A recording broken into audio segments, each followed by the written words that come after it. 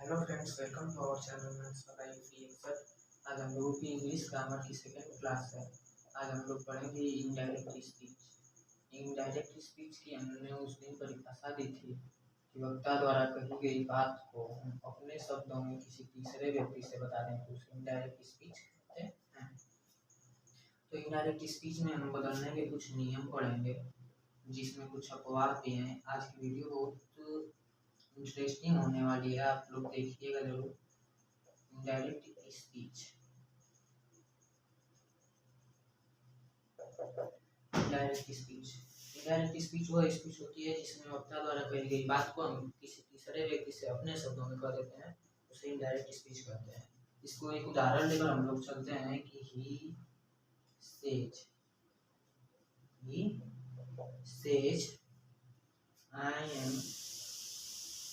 I am in class 9।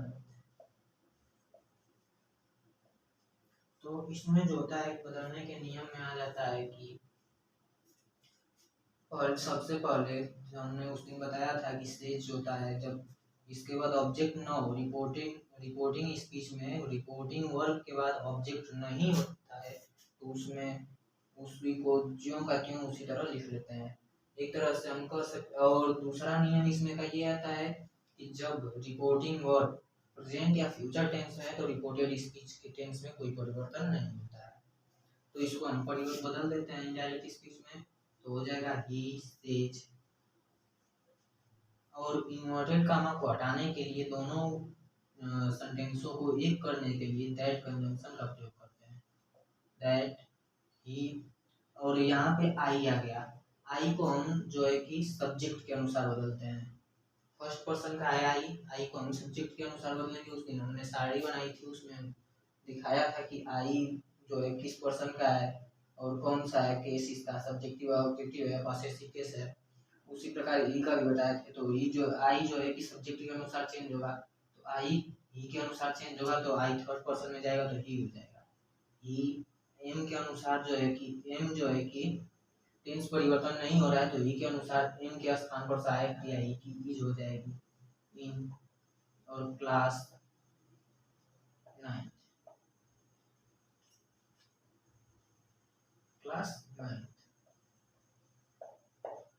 इस तरह से हम बदलेंगे। और दूसरा आ जाता है यहाँ पे, एक और उदाहरण लेकर देखते हैं।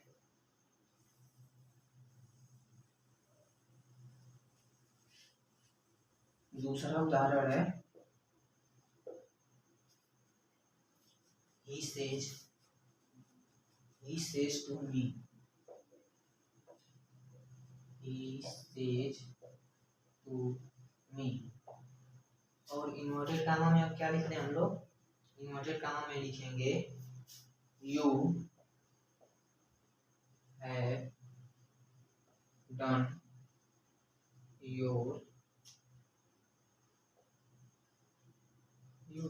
your work। अब यहाँ पे हम लोग देखेंगे, अब यहाँ सेकंड पर्सन का सब्जेक्ट आ गया, ये ऑब्जेक्ट के अनुसार चेंज होगा। तो अब इसको यहाँ पे जो है कि ऑब्जेक्ट भी आ गया है, रिकॉर्डिंग स्पीच में ऑब्जेक्ट भी दे दिया है, तो अब इसको हम लोग चेंज कर देंगे। सेज है तो टेल्स में बदल जाएगा, तो कि टेल्स मी और कंजंक्शन लगा देंगे दैट। यू जो है मी के अनुसार, मी यहाँ पे ऑब्जेक्ट है यहाँ पे सब्जेक्ट चाहिए तो मी का सब्जेक्ट होता है आई है उसी तरह आ जाएगा क्योंकि प्रेजेंट परफेक्ट टेंस में आई सहायक है होती है और फॉर्म लगा देंगे उसी तरह। Done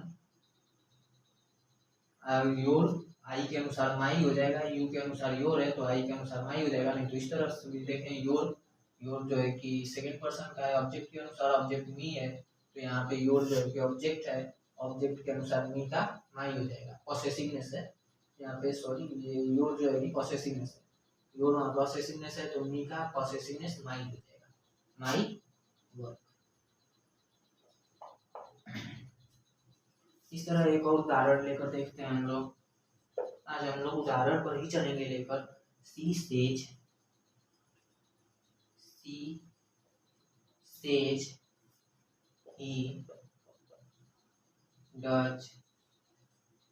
he does not work hard. He does not work hard. मतलब यह कह रहा है कि उसने कहा कि वह कठिन परिश्रम नहीं करता है। तो यहाँ पे सी, पहले उदाहरण में हमने बताया कि जो है कि अगर ऑब्जेक्ट नहीं है तो इसमें कोई परिवर्तन नहीं होगा। इसमें रिपोर्टिंग वर्ब में कोई परिवर्तन नहीं होगा। अगर ऑब्जेक्ट नहीं दिया है तो रिपोर्टिंग वर्ब में कोई परिवर्तन नहीं होगा। तो सी सेज उसी तरह लिख लेंगे, सी सेज दैट कंजंक्शन लगाकर दोनों वाक्यों को जोड़ते हैं।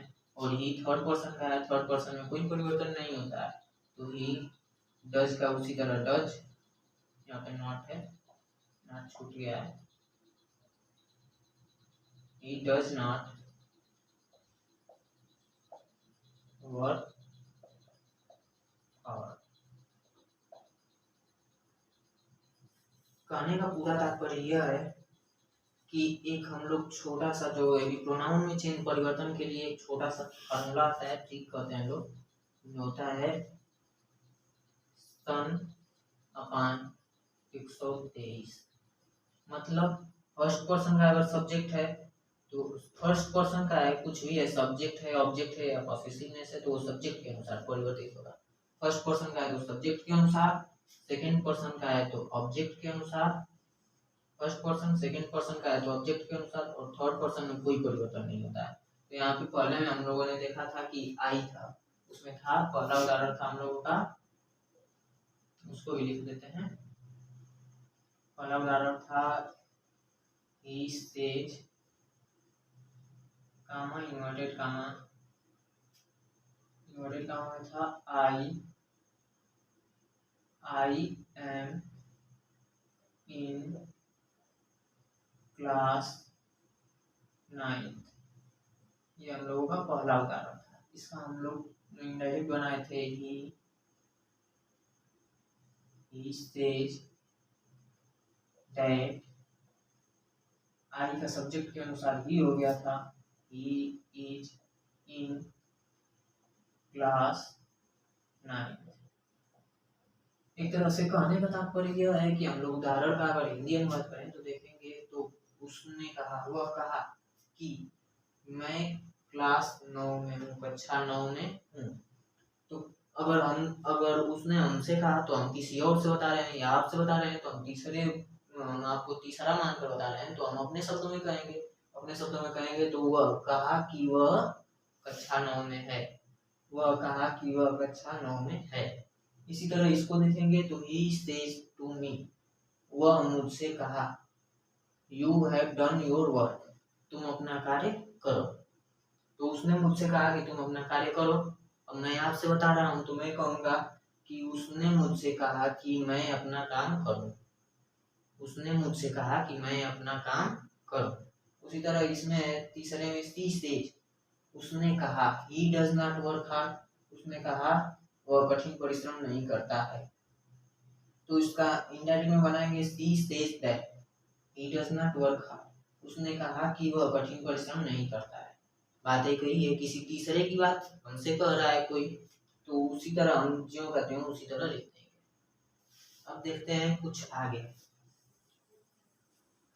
इसको हटा देते हैं।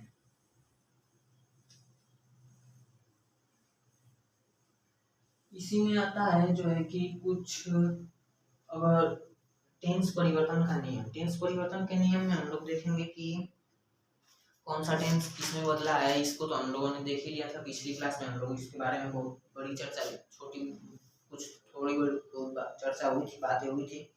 अब हम देखते हैं थोड़ा बहुत कुछ इसमें परिवर्तन का। तो लिखते हैं, हेडिंग बनाएंगे, क्या है heading, rule of change.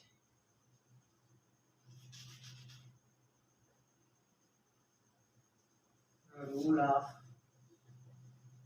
Change in verb और टेंस, मतलब क्रिया या काल में परिवर्तन का नियम।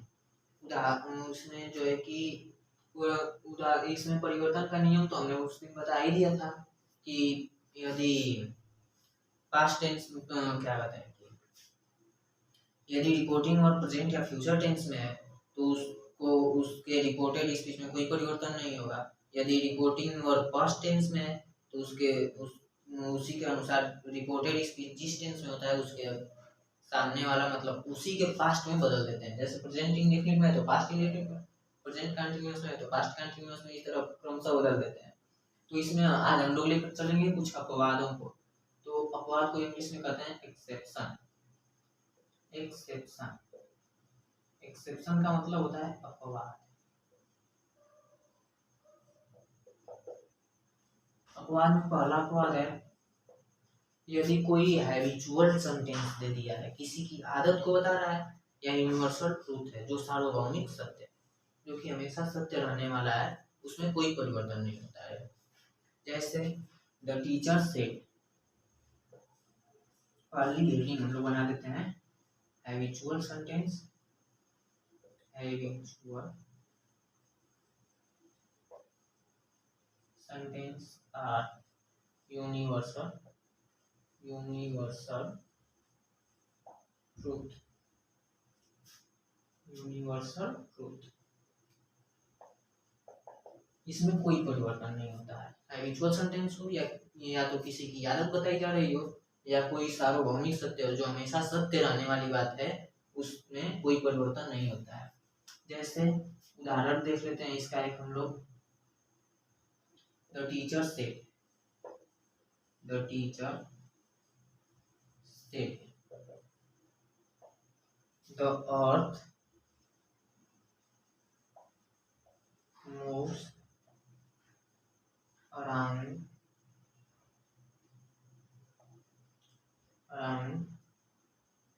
the sun।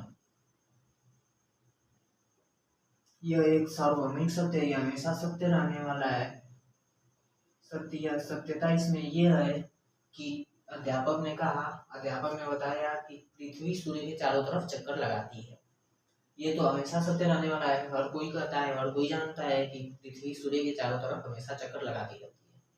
तो इसमें कोई परिवर्तन नहीं होगा यहाँ, बल्कि यहाँ पे जो है कि सेट दिया है, सेट का मतलब पास्ट टेंस में है, रिपोर्टिंग और पास्ट टेंस में है, लेकिन इसमें कोई परिवर्तन नहीं होगा। जो कहते हैं उसी तरह लिख दिया जाएगा। The teacher said, the teacher said conjunction लगा देंगे that the earth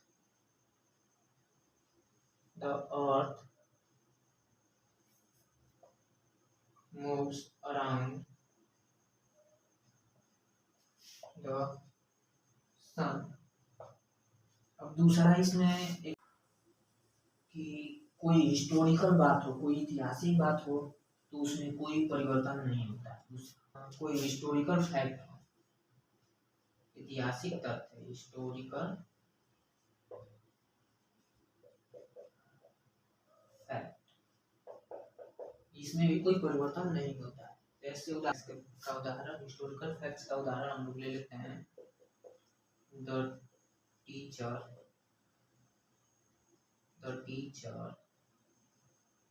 said to the students, the teacher said to the students, inverted comma, Akbar defeated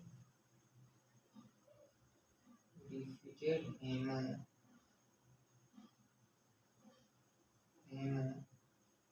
in the battle of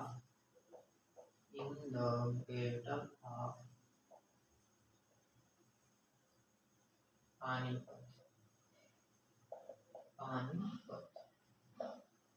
मतलब इसका हिंदी देखेंगे तो अध्यापक ने विद्यार्थियों से कहा कि अकबर हेमू को पानीपत के युद्ध में हराया था। तो यह अभी जो है कि है नियम के अनुसार, ये तो पास्ट इंडेफिनिट टेंस में, नियम के अनुसार बदलेगा पास्ट परफेक्ट टेंस में, लेकिन इसमें कोई परिवर्तन नहीं होगा। हाँ, तो इसका हम लोग इनडायरेक्ट बनाएंगे कैसे। The teacher told the students The teacher told the students that Akbar defeated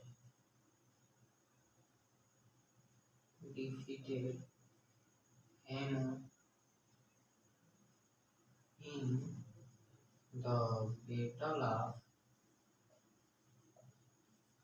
Panipat. मतलब इसका हिंदी अनुवाद देखें तो कैसे होगा, the teacher said to the student, मतलब इसमें कह रहा है कि अध्यापक ने विद्यार्थियों से कहा कि अकबर हेमू को पानीपत के बैटल में युद्ध में हराया था। तो हम लोग बना रहे हैं कैसे, the teacher told the student, अध्यापक ने विद्यार्थियों से कहा कि अकबर हेमू को पानीपत के युद्ध में हराया था। मतलब जो सेंस यहाँ पे आ रहा है, जो अनुवाद यहाँ पे आ रहा है, वही अनुवाद यहाँ पर भी आ रहा है। सिर्फ परिवर्तन क्या हुआ है, इन्वर्टेड कामा को हटाकर वहाँ दैट कंजंक्शन से सेंटेंस को जोड़ दिया। अब हम लोग देखेंगे इसी में अगला, ये दूसरा पद हो गया। अब तीसरा पद देखेंगे क्या है,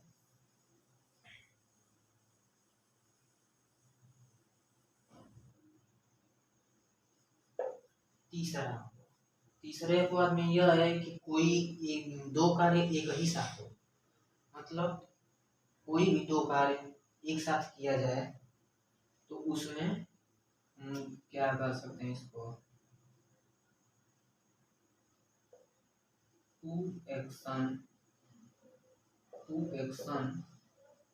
टू एक्शंस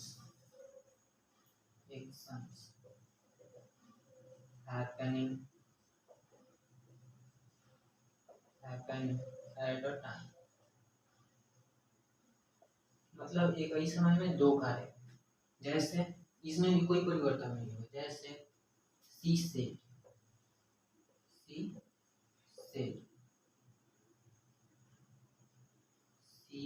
ले लिए, comma inverted comma, my sister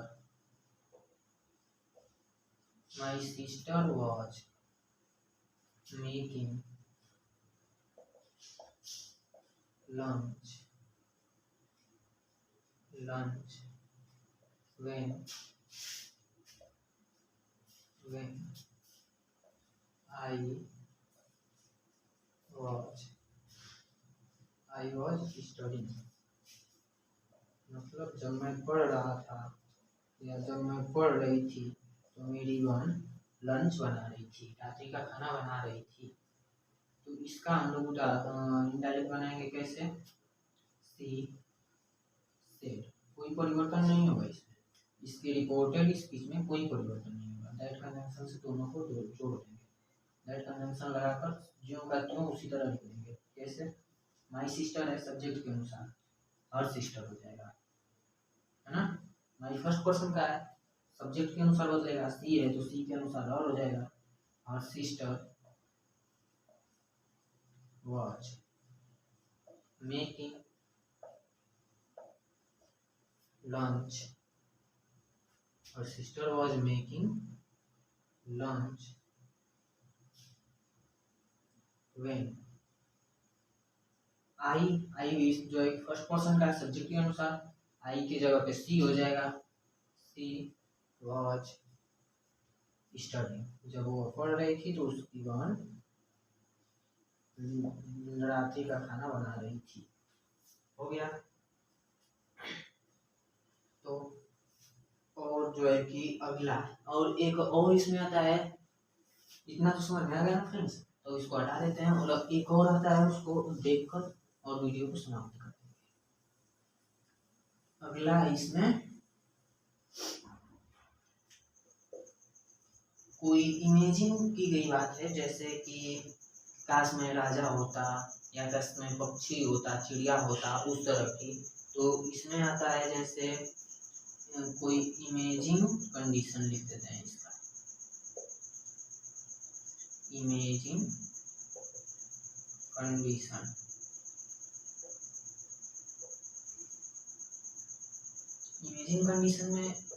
imaging condition क्या जब आता है, जो कभी कल्पना वाली बात आ जाती है, तो उसमें रिपोर्टेड स्पीच में कोई परिवर्तन नहीं होता। उदाहरण इसका देख लेते हैं। देखेंगे ही सेड या ही सेड कर देते हैं इसको।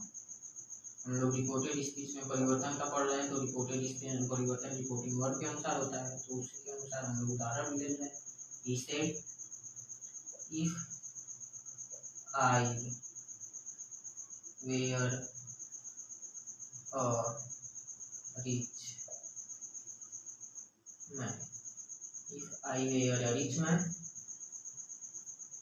If I were a rich man, I would, comma लगा कर यहाँ पे आई वुड हेल्प हिम। मतलब यदि मैं धनवान व्यक्ति होता तो मैं उसकी मदद जरूर करता, चाहे मैं उसकी मदद करता। तो इसका हम लोग अनुवाद बनाएंगे, अरे इनडायरेक्ट में बनाएंगे कैसे, तो उसी तरह he said that if I जो है कि फर्स्ट पर्सन का है सब्जेक्ट के अनुसार, सब्जेक्ट थर्ड पर्सन का ही है तो ही जो का जो लिख देंगे यहाँ पे ही वॉच। यहाँ पे सिर्फ वर्ब चेंज हुआ है, टेंस नहीं चेंज हुआ है। तो टेंस है पास्ट कंटीन्यूअस टेंस है, यहाँ पर भी पास्ट कंटीन्यूअस यहाँ पर भी हो गया। He was a rich man, वह एक धनवान व्यक्ति होता, हो गया। He was a rich man, he would, he should हो जाएगा यहाँ, he should help him, he should help him, नहीं सॉरी यहाँ पे should नहीं would ही जाएगा।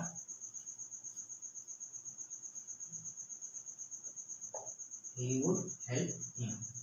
Thank you friends, thanks for watching this video. मिलते हैं अगले वीडियो में।